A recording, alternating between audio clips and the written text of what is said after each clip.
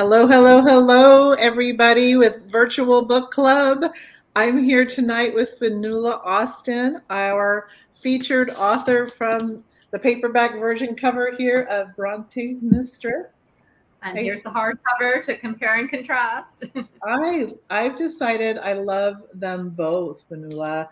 I wanted to give everybody a couple of minutes to join us, and I see a few people rolling in. Just a reminder, everybody in the virtual book club, if you haven't given StreamYard permission to use your name, if you make a comment, it's going to just say Facebook user. So if you want me to address you by name and answer your question, please give StreamYard permission. You're not signing up for anything.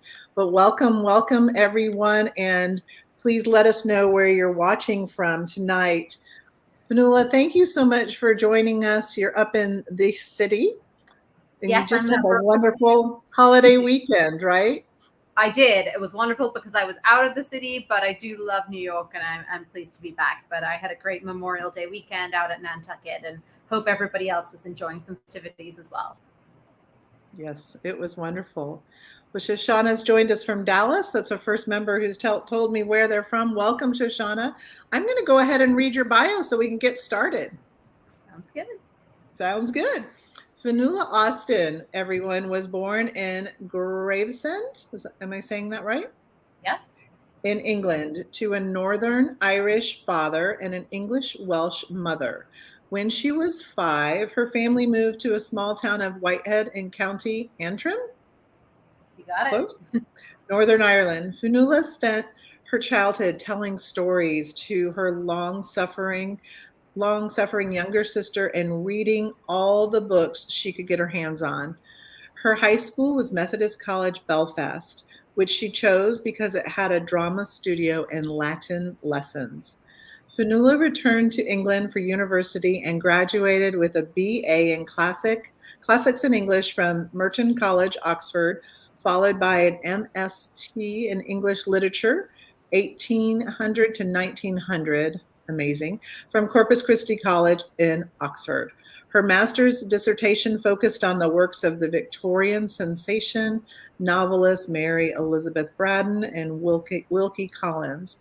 Her interest in literature continued beyond her academic studies, and she founded the Secret Victorianist, an award-winning blog dedicated to 19th century literature and culture. Her first novel, hold it up again. Yeah. Bronte's Mistress. There you go. Was released by, is it Atria? Atria. Yeah. Atria Books in August of 2020. By day, Finola works in digital advertising. Her professional experience includes positions with public relations from Hill & Knowlton Strategies in London, advertising agency, Ogilvy and Mather in New York City, and media company Refinery 29, also in New York, where she co-founded R29 Intelligence, the Refinery 29 Strategies and Insight Practice. Amazing. She currently works in Meta's creative shop team, where she consults with financial services brands on their Facebook and Instagram advertising. We all can learn from you. Finola lives in Brooklyn with her Siberian cat, Arabella, and too many books, never too many books. She's working on her next novel. Welcome. I'm so glad you're here. That was the long version of the bio. I'm so happy I'm here as well. And maybe my cat will put in an appearance, but I did just feed her, so she might be sleeping. She might be taking a rest. So it looks like my book club member from Grand Junction, Karen, has joined us, Grand Junction, Colorado. So I'm going to go ahead and ask a very first question, if I could. This is going to go back to where it all started. The very beginning of the novel, there's an actual occurrence that took place. And I had one of my members, Shoshana, send me the question, did this really happen? No. So this is my prologue, essentially. So yes, it's formatted like a newspaper clipping. I know that most of you will have seen this if you've read the book, but for those who didn't, here it is. I wanted some sort of prologue to the book, and my agent and I went back and forth on what it should be. I wanted something that gave people a little bit of a primer I think a lot of people remember Jane Eyre. They might have read it in school, or Wuthering Heights. So they probably know Charlotte Bronte, Emily Bronte. They might know the Kate Bush song, Wuthering Heights, which is a classic pop song, which I love, and I know many others do too. If they were really good at school, maybe they know about Anne Bronte, the youngest sister, and they might vaguely remember that there was an alcoholic opium addict brother, Branwell Bronte, who is the person who has an affair with the protagonist in my novel, Bronte's Mistress. However, for a lot of people, that's pretty rusty, or they don't have the level of Bronte nerdery that I do and that some of our superfans do. So I wanted a little bit of a reminder that helped put this in context for people. For Lydia, my main character, she starts off the novel not knowing anything about the Bronte sisters' literary aspirations. And at the end of where my novel finishes, they're just starting to get some success with their first 3 published novels. But she doesn't have that perspective on them as the kind of mythologized figures in the history of English literature. And so this idea of the school, which is on the site of where Lydia lived, Thorpe Green Hall, the discovery of a manuscript in Lydia's hand.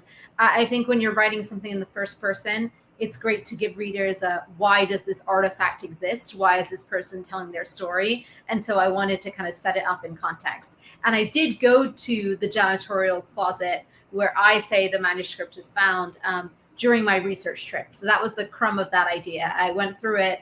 They just had a lot of old documents related to the history of the school. Unfortunately, no lost Bronte poems or Lydia's story. But so intriguing, and I love that launching off the beginning, the prologue, the way that you did that. So creative. I enjoyed that. Another one of our members, and she's usually a co-host with me, is Melissa St. Clair, and she said that she really enjoyed the inclusions in the book, especially the poetry. Can you talk a little bit about your decision to add the letters and the poetry throughout your novel? Yeah, so I think that written documents were so important for how Victorians and anyone in the 19th century across the world communicated with each other, right? Like in a lot of contemporary literature, or even in movies, I'm seeing people include text messages, Instagram DMs, etc., FaceTimes in really innovative ways, whether that's appearing over the screen in the movie, zooming in on the device screen so you can see people's messages, voicing them over, because that's just how we communicate. And for the purposes of plotting, it's so important to tap into digital communication. So the letters were important for me because that's how people communicated in this time period. I had actually read 18 letters that Lydia Robinson, my protagonist, the real person, did write. I didn't include any of those in the novel directly because they were business letters to her steward, who gets a slight mention in the novel. But it was great to see how she signed her name. She always wrote "Yours very truly," which is how I have her sign the fictional letters that I wrote. The poetry, Branwell did write all the poems, so I didn't make any of those up.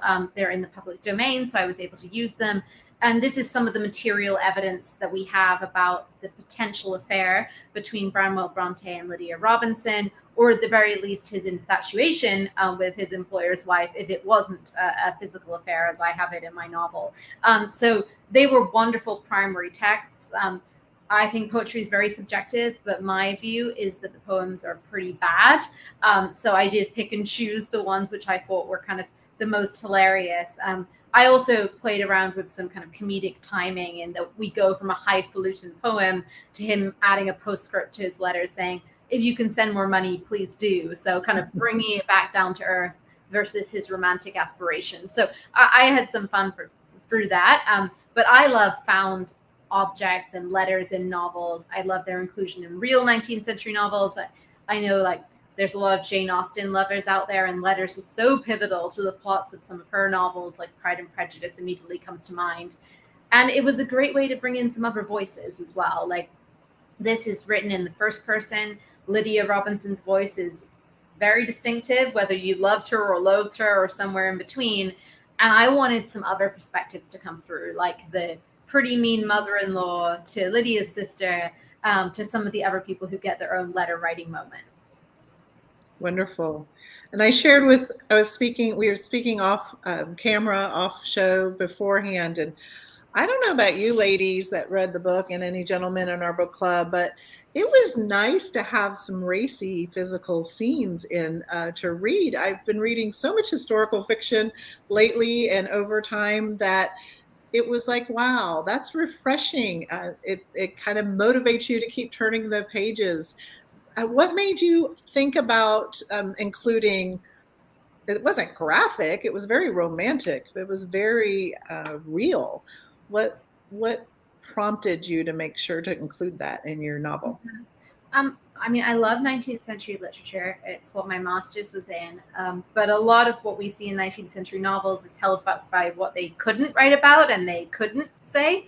So we read between the lines, right? Like my background is in literature and academia. And when I was at Oxford, you're always saying, oh, could this be a reference to homoerotic desire? Or could this be suggestive that this person, had sex with somebody else?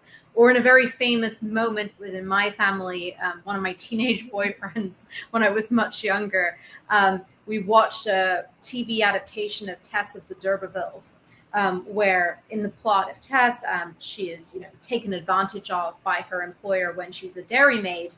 And there was a suggestive scene about the potential sexual assault that she suffers. But it was so subtle that when she appeared in the next scene holding a baby, my then boyfriend said, wait, where did the baby come from? Which, of course, my jokester Irish father never let him forget these words. But it's often under the radar suggestive. And I was interested in taking what I love of 19th century novels, which is the marriage plot, the interpersonal drama, the stakes of the worlds that these middle class and upper middle class women existed in, but then give us some stuff we don't get on the page. Like, this is the point of writing a 19th century novel now. And it's not just about sexual content. It's also things like referencing her hairy legs.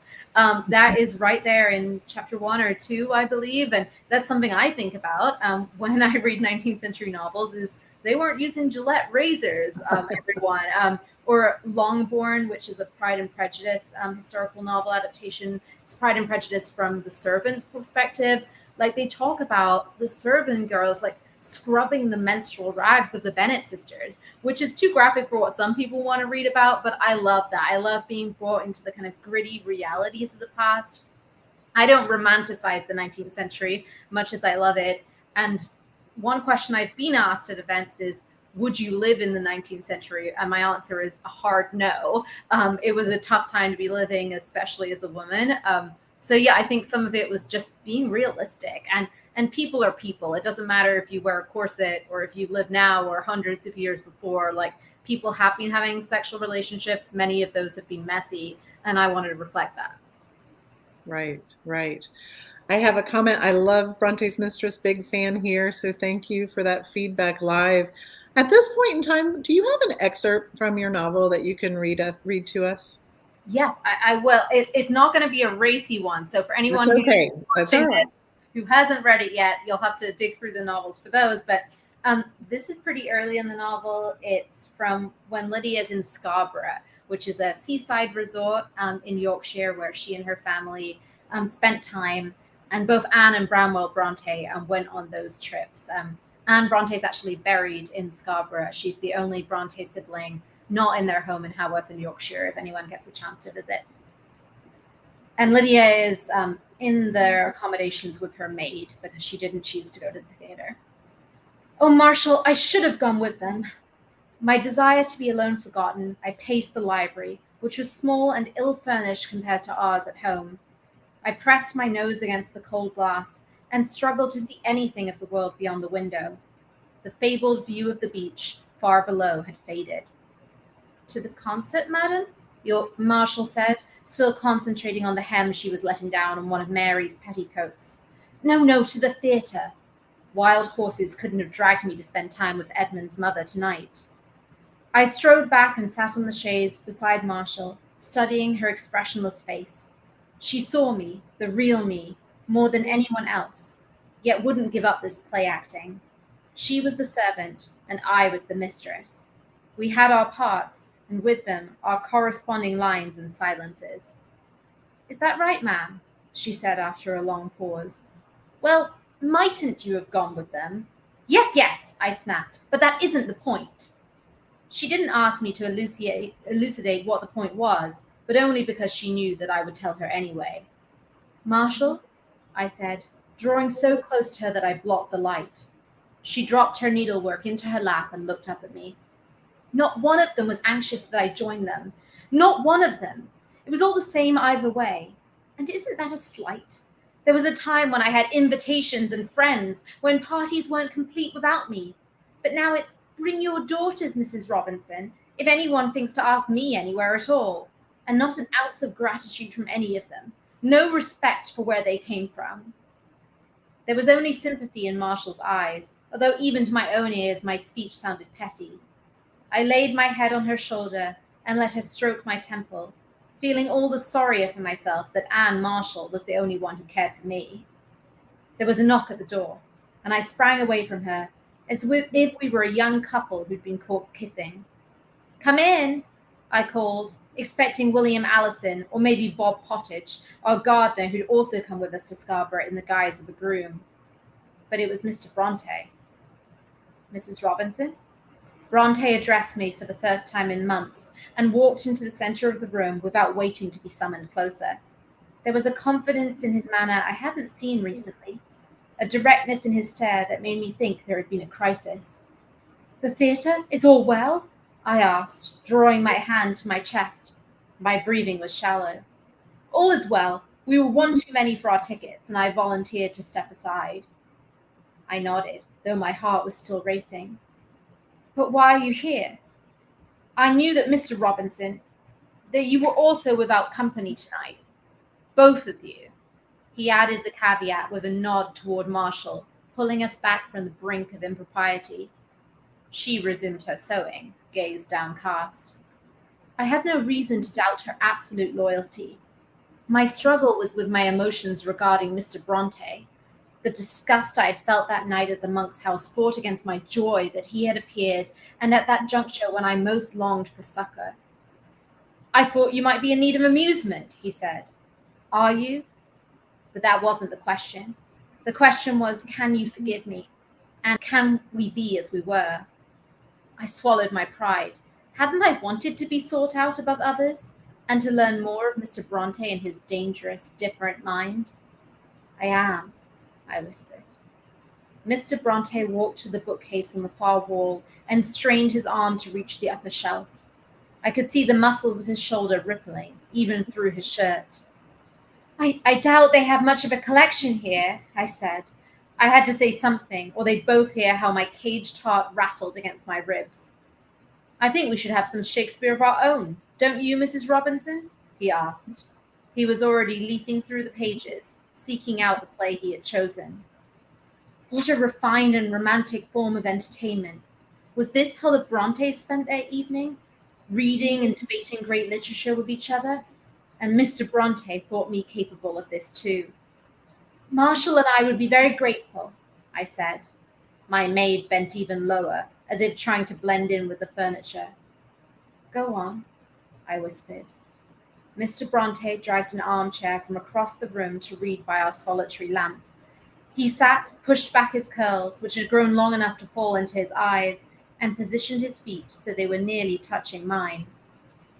"If music be the food of love, play on. Give me excess of it, that, surfeiting, the appetite may sicken and so die." He barely looked at the page, focusing instead on me. I closed my eyes to avoid his gaze, picturing the characters and letting his liquid words wash over me, rhythmic, warm, and inescapably earnest. My Illyria bore a striking resemblance to Scarborough, but the beaches there were clean and empty, and the sea a dazzling turquoise, as still as a looking-glass in the peace that followed the great storm. Love it. Thank you. I don't know about everyone watching, but having you read with your accent, read your own words, that was just such a treat, and I really appreciate you taking the time to do that for us. And I'm sure people that aren't watching live, that are catching this on the replay or on YouTube at some time, are going to love that treat, that gift as well. I have one follow-up question before we introduce a friend that's waiting in the wings. Basically, this is again from Melissa, and she wanted to know, she looked up the meaning of Lydia, beautiful one, noble one. She obviously was very tenacious. Lydia's constant stir is trying to reinvent, but she was trapped in her station. Can you talk a little bit about the research you did a little bit earlier, but some more research of the customs and the courtesies of the time and how important it was for you to be consistent with that time era? Yeah, I think it's interesting, right? Because people often ask me, how long did the book take to write? And that's a very hard question to answer because I don't know if they want a number of hours or a number of days. Obviously, people write differently. But I'd say on this point, I've been writing this book my whole life or my whole reading life, and maybe even earlier. I think it's total immersion in literature from the period so that it feels very natural to me. Like it's not so much about reading a history book that says women's role in 19th century Britain and going to a subchapter that talks about Yorkshire in particular. It's from reading so many books and not just the famous ones, right? Like I've read a lot of lesser known 19th century novels. Not all of them were good, but all of them contributed to my knowledge of the period. And I'd say that at Oxford, we take a very historiographical view of literature. So we do read history books as well and really place things in the context of their time period. That would be in contrast to getting too academic about this here, but like a feminist course or a post-colonial course might look at books from very different periods of history and put them in a wider framework, like a Marxist framework, a feminist framework. I was taught to think about literature as a product of the time in which it was written. So I feel like that was what I was interested in. I was interested in not your typical heroine of a Victorian novel, the person who's a little bit more invisible. I know we talk about women in their 40s disappearing from Hollywood screens, right? You go from the love interest and then a few decades later you emerge as the old crone, even if you still look amazing with perfect Botox skin, which is quite strange to me. But I'm very interested in women who are not just the debutantes or starting out in their early 20s and getting married. I wanted to write someone who was older, more experienced, both sexually and socially. Beautiful, but she feels her beauty is on the wane. And this is in a period where she can go to the salon and get her hair dyed. So every gray hair is a tragedy to her. So that was what was attractive to me. I love the Brontes, I always have. And this scandal was so salacious and a great topic to dive into. But I was also just interested in her and her position and what next. And when I looked into her life, it's not a big spoiler to say that she is widowed later in the book. And I was interested in that position of what it's like to be the dependent relative. Back to Jane Austen again, you see Lady Susan takes one direction on that, where she becomes quite manipulative and goes from household to household getting what she wants. We see other characters in other 19th century novels getting the short end of the stick of being the dependent, the hanger-on, the sycophant who can't have a home of her own. So very interested in that.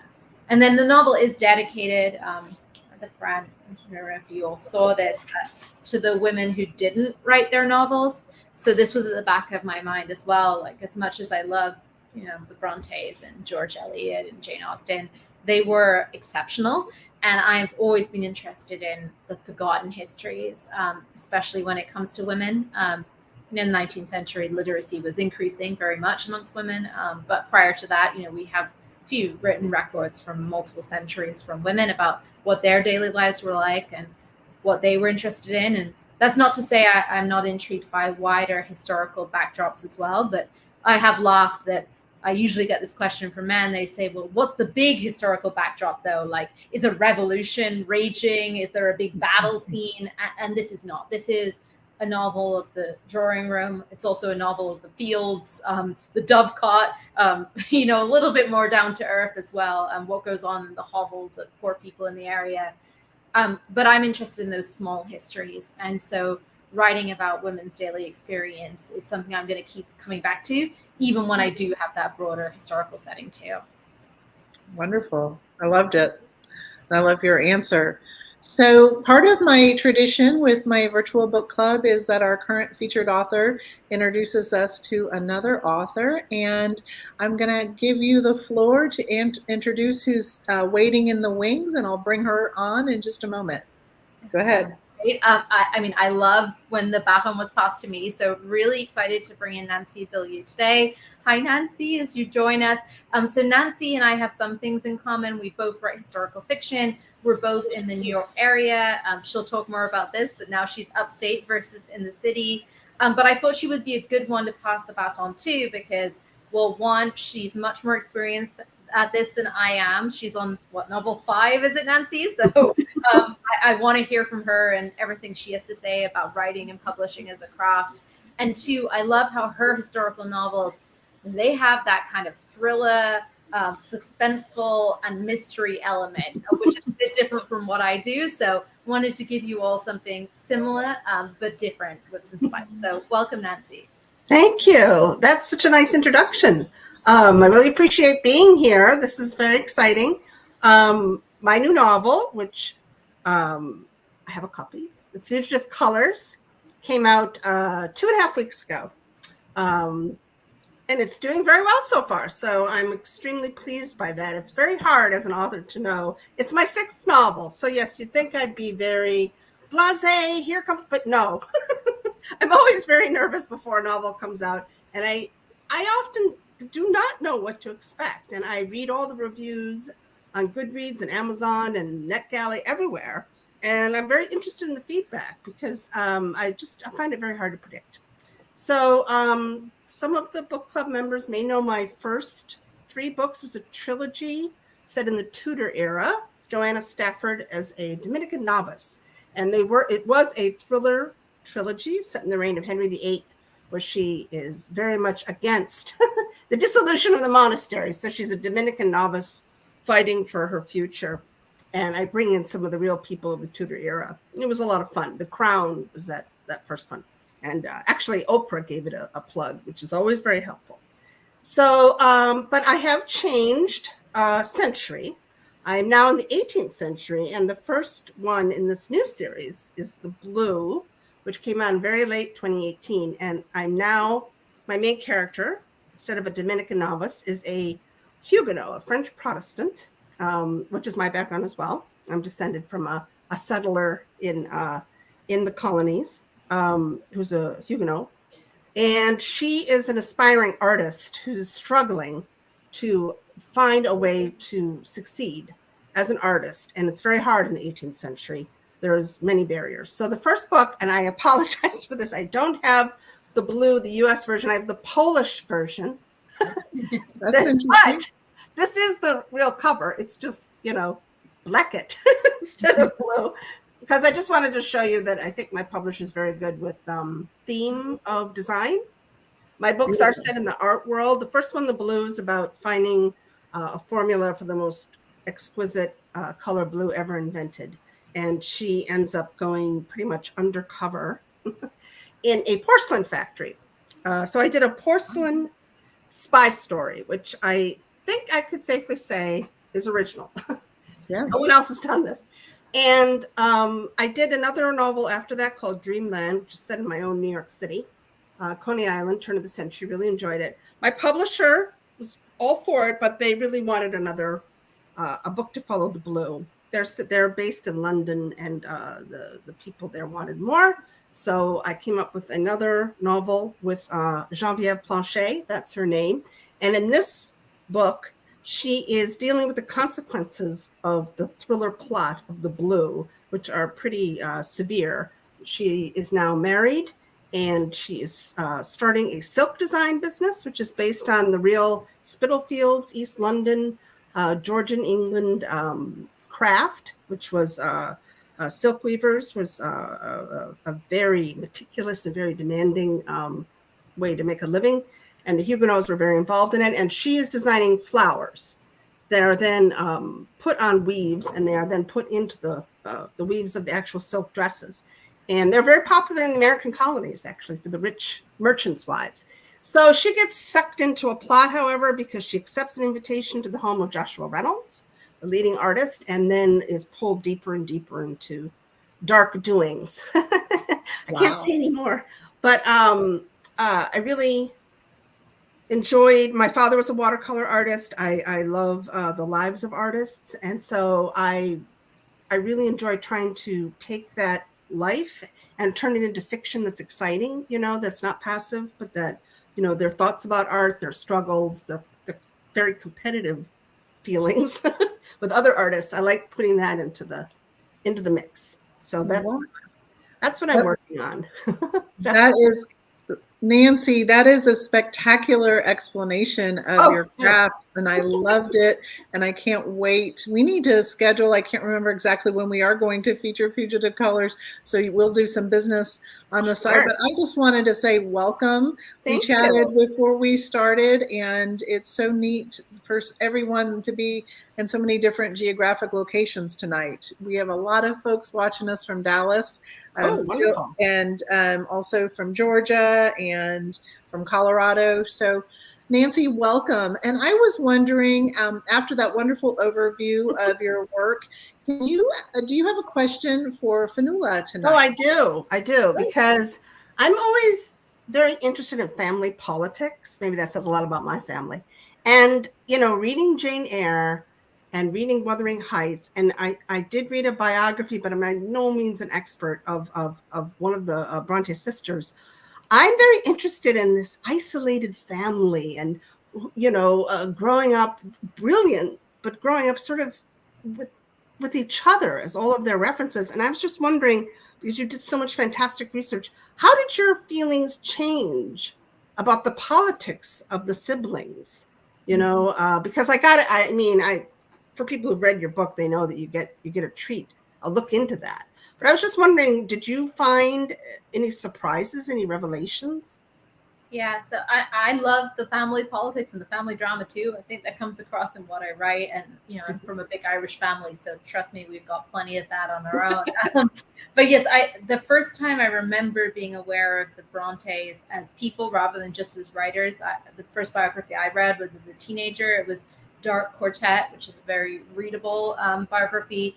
The Juliet Barker one is kind of unmatched. If you want a doorstopper of a book about the Brontes, that's the one to go to. But if you just want a quick intro, Dark Quartet by Lynn Reed Banks, she also wrote children's books like The Indian Cupboard, so she's best known for that, is a great one to start with. And at the time, I remember being very struck by their imaginative play worlds.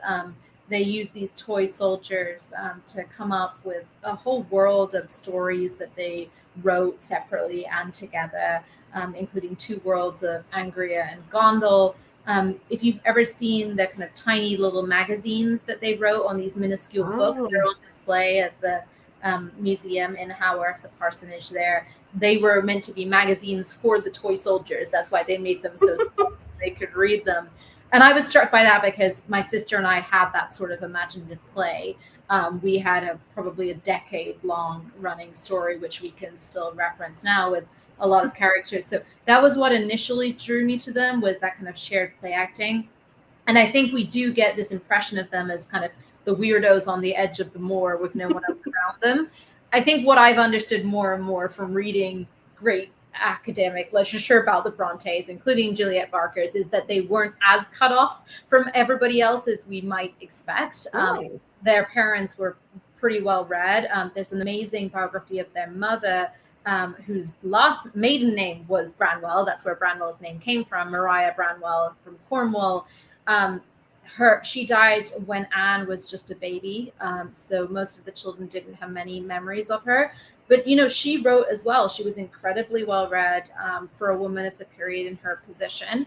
And their father had some kind of literary aspirations too. Even the fact that they wrote to their literary heroes, right? Like they dashed off notes to Wordsworth, etc. They got some replies from some of them, not from others. So they saw themselves in a bigger context. And I think that's why I think there is some kind of credence to the idea that competition just must have been there between siblings, however much they loved each other. Like they certainly seem to have been urged on by each other writing the books. They kind of had a pact to do it after the failure of the sisters' book of poetry, which they self-published and sold under 10 copies initially. Once the girls started writing their novels, they really did inspire each other. And initially that was Wuthering Heights by Emily and and Agnes Grey by Anne Bronte were sold first. But the publisher said no to Charlotte's novel, which was The Professor. And so that's what lit the fire under her to write the masterpiece, which is Jane Eyre. And so I thought a lot about Branwell, that he must have had that sense of competition too, and also a lot of expectation. He was the only son. More was expected of boys. And so he knows that he's meant to be the genius of the family, but can never live up to that. Right. So it was important for me to show what was wrong with all the gender dynamics in the 19th century. It's not just the women who are victims here in my book, like the men are victims too. And I certainly saw kind of toxic masculinity and a weight of too much expectation on Branwell as potentially leading to some of his character flaws and his addictive behaviors. So I know that was a lengthy answer, but that's it's fascinating. Context and competition, but not in a petty way. I think their bonds were strong. But I do believe that they independently would not have been the writers that they were collectively. That's so interesting. Susie, you're on mute. Had to happen at least once, right? Exactly. I was trying to be so good. Thank you so much. We're professionals here. Anyway, Finola, thank you for that. Can you, do you have a question for Nancy this evening? I mean, I have so many, but I guess the one I want to ask, and I kind of set this up on our way in when you came to join us, is that you are writing historical fiction, but you're trying to hit those notes of thriller as well, or mystery in dreamland. And so how do you balance that, right? Especially when you do have so many great historical details about art, whether that's about porcelain or silk making. How do you kind of balance the need for those historical details that historical fiction readers love versus the pace that you need for a thriller or mystery? Well, I do outline, and I do believe you have to hit the first act at a certain point where there has to be a major reversal, a major shock. And then it's almost like a roller coaster. Then I structure it to come up to this level, and then you have a rest, you keep going, and then, finally where they call it in screenwriting, as I've done a little screenwriting, point of no return. Everything's terrible. And then you bring it back around where everything is hopefully not terrible and resolved. So I do a lot of that structure, but also, and I think maybe it is because I did the screenwriting. One thing I really try to do is I try to put historical detail in motion. So I try not to passively describe a street, a dress, a room, unless it's relevant to someone's struggle, someone's activity, something that someone's trying to prove or in opposition. So it's like weaving. I try to weave the details in to the action and the opposition, because I feel like if ever you stop and also I write in first person. And so the main character is sensing and observing and reacting to these things. So that's another, for me, that makes it easier to weave in the details. So it's hard because I'm a research freak. I love going down the rabbit holes. And I have to, through my beta readers and my editors, often have to, dole out the bad news. You have to trim in here. And I obey. I am so in love with storytelling and history and all the details that I need people to tell me when I need to pull it back in. So, and I'm always grateful. Yeah, it's so interesting because I'm a research freak as well, but actually when I write, I usually underwrite. So I write short, and a lot of the notes I get are, we need more here. So if you're weaving and trimming, I feel like I'm building layers on a cake or something, or potentially being a painter and adding more detail and more color and more because that's the feedback I get all the time is the give me more versus the cut 10% or something, which is the rule that you see a lot when it comes to editing online. When I put my main character in a room, I have to do research sometimes to get there. I want to know, what does she see? What does she hear? what does she feel against her face, the fragrance. So it's like an immersion. And then I don't always use it all, but I try to like put you, the reader, almost you're inside her sensory observations as she's going through the novel. It's almost like mindful meditation, but it's in action. Makes no sense, I know. But yeah, that's my little system. I think one of my favorite kind of writing prompts or exercises, if anyone watching is a writer or dabbling in their own, is like, do that, have a room and then have two different characters enter and see what they sense differently, right? Mm-hmm, like mm-hmm. The 4-year-old is going to experience the space in a very different way than an adult, or someone who is a master silk maker is going to experience that workshop in a different way from someone who's a total novice and doesn't know one type of silk from the other. So I love that kind of shift the camera, even if it's just an exercise to get different details. Yeah, and all of my main characters have been different. So this one, Genevieve, I have to always remember that she's an artist and she's also French. And so she has certain, she's going to observe a lot. And she's also going to have high standards on the food that she eats, so, that's not necessarily how I go through everything, with picky eater or noticing everything in the room, but she does. So it's a way for me to sort of live out another person's characteristics, So interesting. I love it. And earlier, the comment, I love Bronte's Mistress, big fan here, was from another author, the Cicada Tree, Robert Gwaltney. I might be butchering his last name. I haven't talked to him yet in person, but we'll be featuring his book later in the year. And so you do have other authors watching and listening today. Oh, nice. And that's wonderful.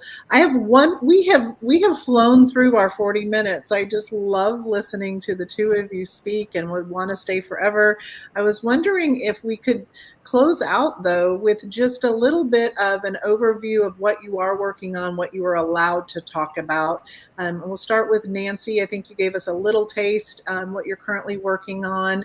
And then Finola, I'll have you end with what you're allowed to talk to us about. Don't want to break any rules. So Nancy, tell us what's keeping you busy right now. Well, I've taken on quite a challenge for myself. I actually have signed with my publisher a contract for 2 more books. And one of them is going to be a 3rd Genevieve Planchet book. And the other one, I am going back to New York because I haven't gotten that out of my system. It's not the same character. It's a new character. That's the 1920s New York. But I did live in New York City for years, and I love New York history. And, for me, it's just, I just love to swim in that pond. I want to do another New York story. So that's the plan. Yeah. Wish me luck. I can't say too much. Congratulations. Thank you. Yes, congrats, Nancy. I can't say too much because it hasn't sold yet, but I am working on another novel. It's historical fiction again. There's a 19th century link, but I'm trying to expand my horizons both in terms of years and then also geographies, right? Like I feel most at home in Britain, but it's really cool to learn about what's happening in other countries in different parts of the world and a new challenge for that perspective. And then I think another kind of through line for me will be the stories of women that you haven't heard of, but maybe you've heard of something connected to them. So those stories that are just dying to be told. And yeah, Nancy, I live here in Brooklyn too, and I haven't had my New York idea yet, but I hope that one will come down the line because the idea of being able to do research in your home city versus a trip and having to do it all at once would just be a dream, but that hasn't quite happened to me yet. Wonderful. Ladies, I said it, that was going to be my last question, but I got to ask one more because everyone always wants to know. What is one book on your nightstand? And just rapid fire, Nancy, and then Finola. Well, I'm reading something that's not relevant to anything I'm writing. I'm reading an amazing biography of Catherine de Medici. I just find her she's irresistible. And I'm reading about everything that she did for her children and how she practically had to single-handedly get France through many civil wars and turmoil, protecting her kids, and whether she dabbled in magic along the way. So that's what I'm reading right now. Wonderful. Finola? Mine is even stranger. It's a book called Stuck in the Middle with You, spelled like the sheep, EWE. You mentioned up front, Susie, in my biography that my family, we moved back to Northern Ireland for my dad, to Northern Ireland for my mother and my sister and me when I was very young, when I was 5. So our small town of Whitehead in County Antrim has an even smaller community in this little peninsula called Isla Mickey, around a 12-minute drive away. And this is about an English woman who falls in love with a farmer from Isla Mickey, or veterinarian, and moves there to raise sheep and calves. So I'm learning a lot that it was a super rural area, but I've never worked on a farm. So her experience is different from mine. But some things are definitely relatable about kind of swapping English life for the pretty inward looking Northern Irish society where the accents are pretty tough. So it's very tiny. I mean, you look it up, it has all of 8 reviews or something on Goodreads, but it's local interest for me, and I'm really enjoying it so far. She's a former journalist who has a really great way of storytelling that pulls you in, and I've been flying through it. Wow. Wonderful. Wonderful. Well, I wanted to thank the two of you for your time. Thank you for allowing me to Sure. feature you in our virtual book club that's been going since about 2020. That's why we started, and we're still doing monthly features. Some months we're actually featuring 2 authors because I'm trying to fit everybody in. So it's so exciting. I wanted to thank you for your time. And Finola, I hope that our paths cross again. And Nancy, I look forward to working with you. Yes, thank you. This is great. For sure. Thank you. You're welcome, Nancy. And Finola, do you want to have any last closing remarks? Well, thanks for having me. As I say, I'll be back certainly to watch Nancy in action and hopefully catch some of the others as well. You did mention my day job is working at Meta, so you can find me across social media. Finola Austin Writer on Facebook, Finola_Austin on Instagram, and I am on Twitter as well at @AskVictorianus. So I would love to hear from any of you. I'm sure I speak for Nancy as well, saying it kind of makes our day when we hear from people who've read our books, especially if they enjoyed them. Feedback is good for the soul. Thank you, ladies. At this point, I'm going to say goodnight. Feel free to stay in the studio if you want. I'm going to do a little bit of book club business, and have a wonderful rest of your short week. Thank you. Have a great night. Thank you. Good night. Wow, I hope everybody enjoyed that, and I apologize to our future featured author, Robert, if I mispronounced your last name. I haven't talked to you in person yet. So here I am, just recapping from the evening. It looks like we still have a good group out there. For those of you watching on replay, definitely give us some feedback about what you thought about the author interaction tonight, and also about the novel Bronte's Mistress. And of course, just to clarify, I was typing at the wrong and trying to multitask. Nancy's novel is Fugitive Colors, that just launched a few weeks ago, and we will be featuring it in 2023, I believe. I will double check on that. But I also wanted just to do a quick share to let everybody know what is next. So next, we are returning to one of our friends that we met during the Low Country Literary and Leisure Getaway, Mr. John Worley. John was part of the author panel that we had called Friends of Pat Conroy. John attended the Citadel with Pat Conroy, and his novel, A Southern Girl, is set against the exquisite historical backdrop of Charleston's insular South of Broad neighborhood. A Southern Girl is a tale of international adoption and of families lost, then found anew through revelations, courage, and perseverance of a love without bonds. With 2 biological sons and a promising career, Coleman Carter seems set to fulfill his promise as a resourceful trial lawyer, devoted husband, and dutiful father until his wife, Elizabeth, champions their adoption of a Korean orphan. The seemingly altruive mission estranges Coleman's conservative parents and demands, read more, see if it loads. And I've lost my place.